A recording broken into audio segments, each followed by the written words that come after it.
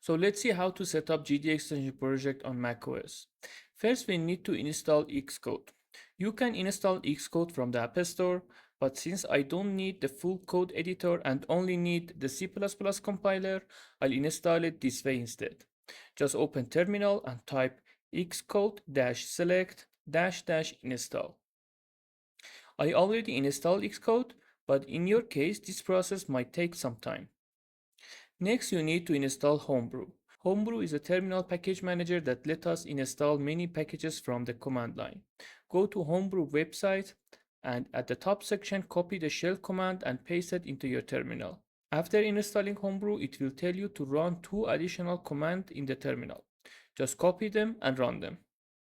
Then run brew doctor. If Homebrew is recognized and working, you'll see the message, your system is ready to brew. Okay, now that we installed Homebrew, let's install few packages with that.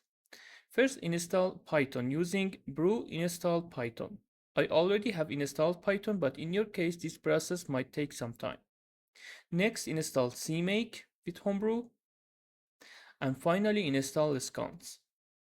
Now that we installed everything, we need to go to the go.cpp GitHub repository and copy its repo URL. Let's clone it here. After cloning, go inside the go.cpp folder and switch the branch to 4.3, since I want to use it with the go.4.3 version. Create a build folder, go inside it, and run cmake ...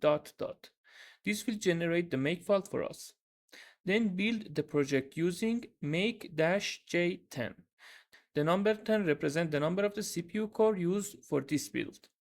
After the build finish, if you see the go.cpp library inside the bin folder, that means everything is working correctly. Now this works, but there is a small issue.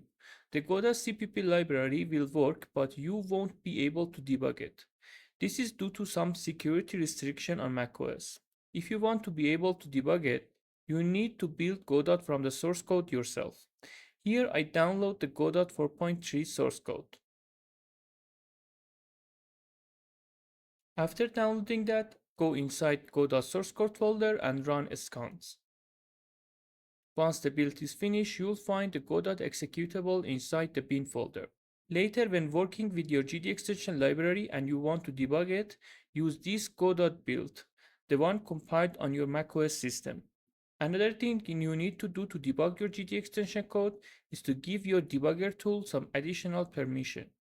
Go to System Setting, Privacy and Security, Accessibility, and add LLDB and Visual Studio Code to this list. LLDB is the debugging tool for the client compiler, and we use Visual Studio Code as editor. So that's how you set up your GDExtension project on macOS. Until the next video, have a good time.